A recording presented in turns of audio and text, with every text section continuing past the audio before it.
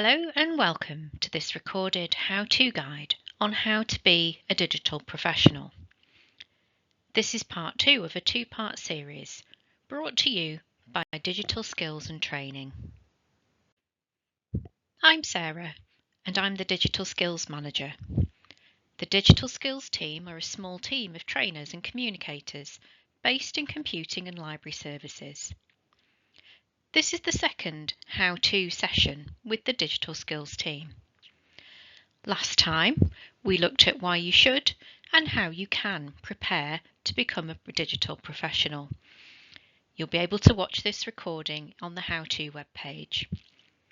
We've also held a LinkedIn Masterclass in person where we invited a guest speaker from LinkedIn and LinkedIn Learning to come and talk about the benefits of using LinkedIn as a professional online platform and how to make the most of LinkedIn Learning. In our 30 minutes together in this session, you'll learn about the tools you can expect to use in the modern digital workplace and how you can use resources at the university to develop your digital skills. I've recently been reading a book called The 10 New Life-Changing Skills by Rajesh Srivastava. This book outlines the 10 key skills needed to get ahead in the modern workplace. 3 of these skills in particular apply to essential digital skills. These are complex problem solving, social skills and collaboration, and technological literacy.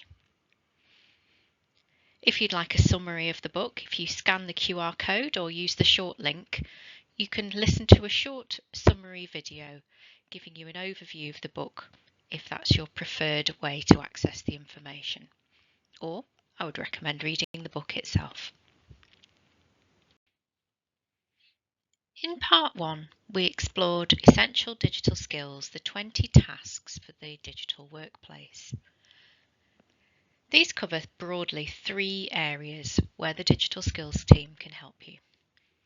They are communication, including email, online meetings, and online chat, alongside using professional online networks.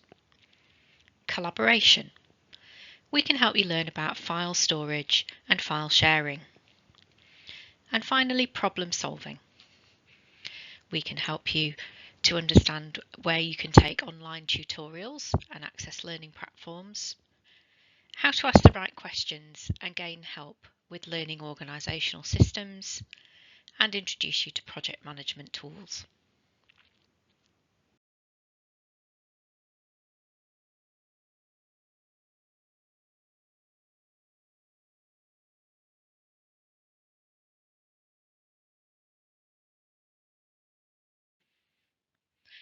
At the university, there are specific tools that we use where you can learn to develop these skills. We can help you through one-to-one appointments, either online or in person, and signpost you to online learning on Brightspace and LinkedIn Learning.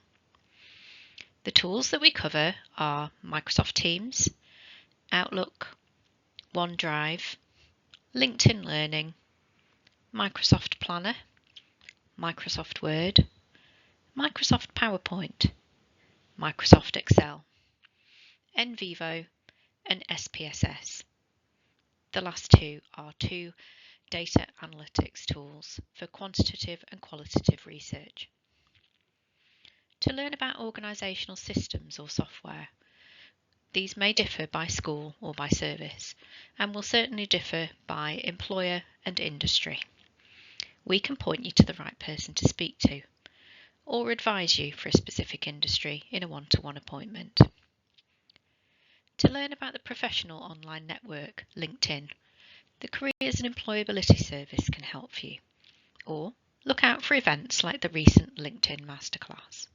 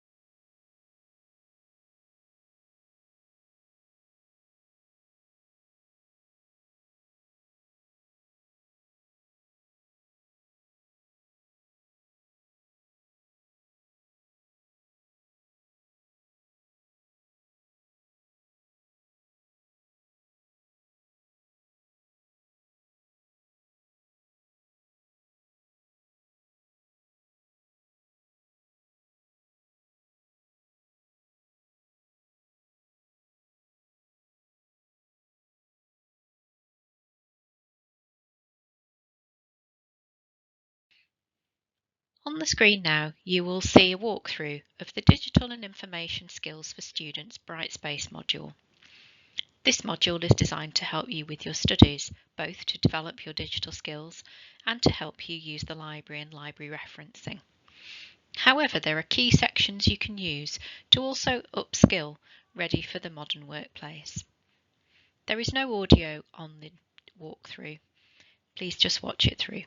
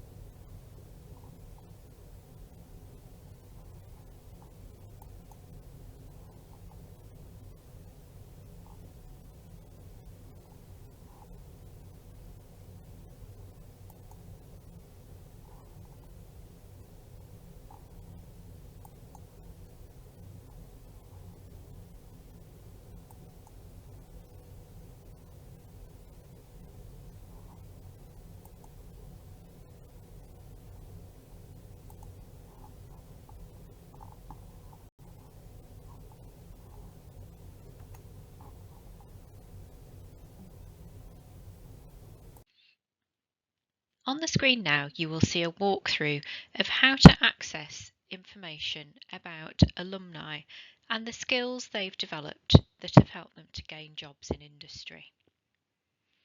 If you go to the University of Huddersfield page on LinkedIn, go to People, click on the Alumni tab, you will start to see data on where these people work now, where they live, what qualifications they have, and what skills they've developed. The skills is the important part for you.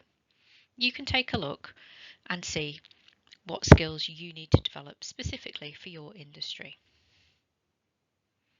In the example in this walkthrough, I've used a graphic designer.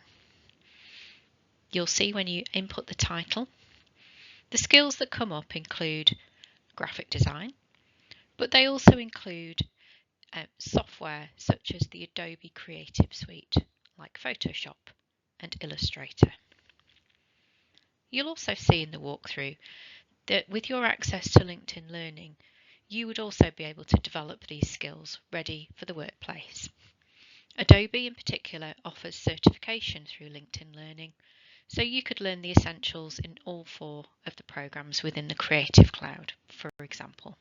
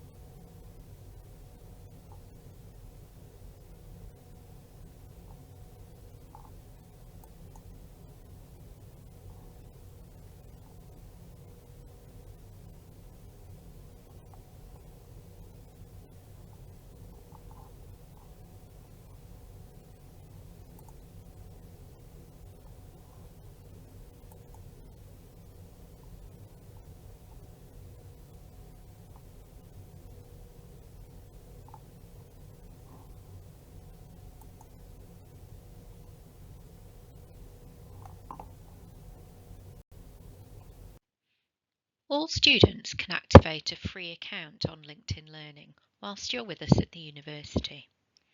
Simply go to linkedin.com/learning and log in with your university email address.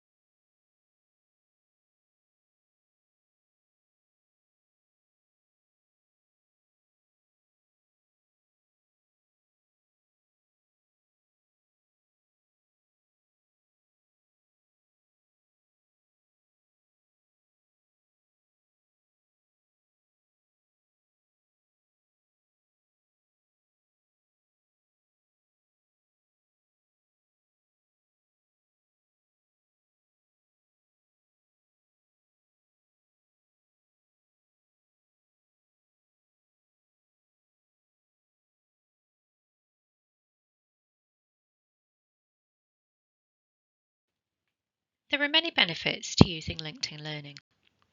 It's owned by Microsoft, so content particularly about these apps and programs is always up to date. LinkedIn Learning offers certifications, endorsed by Microsoft, Adobe Suite, GitHub, and more. If you use the mobile app and prefer bite-sized learning, there is a daily feature within the app offering you 5-minute bite-sized learning opportunities. I've also created a learning pathway specifically mapped to the JISC question set for employability for students. You can find this at hud.ac/S6S. On the next slide, there will be a screen grab walkthrough of the pathway.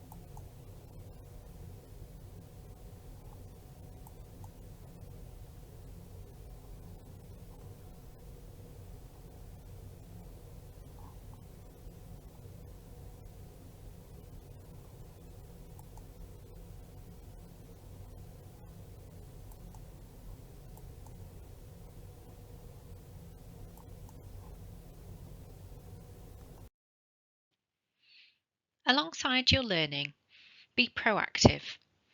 Here are my top tips of 5 questions to ask an employer before you go on placement or go for an interview or take up a graduate job. 1. How do they use these apps in their own business processes? Many of the Microsoft apps and other platforms that are available can be configured in many ways, and they can also be used in very different ways by the organisation itself. This leads on to question 2. What is the work culture for the use of these apps? For example, an organisation might suggest that you use Teams chat for anything that you might ask somebody if you're in the office with them, but you're working remotely. Some people might not like to use it at all and might prefer email. The third question, definitely ask what specific systems do they need to train you in. It's perfectly acceptable for you to expect to get some training in any systems that they use and only they use, or that they've had set up in a very particular way. Question 4 and question 5 are asking around their policies. IT security, IT code of conduct, and acceptable use of social media are all policies you would expect to find in an organisation that you go to work for. It's an important part of being a digital professional. So go on, ask the questions. I'm sure you will impress them. You've now come to the end of part 2 of how to be a digital professional. Thank you for taking the time to watch this recording.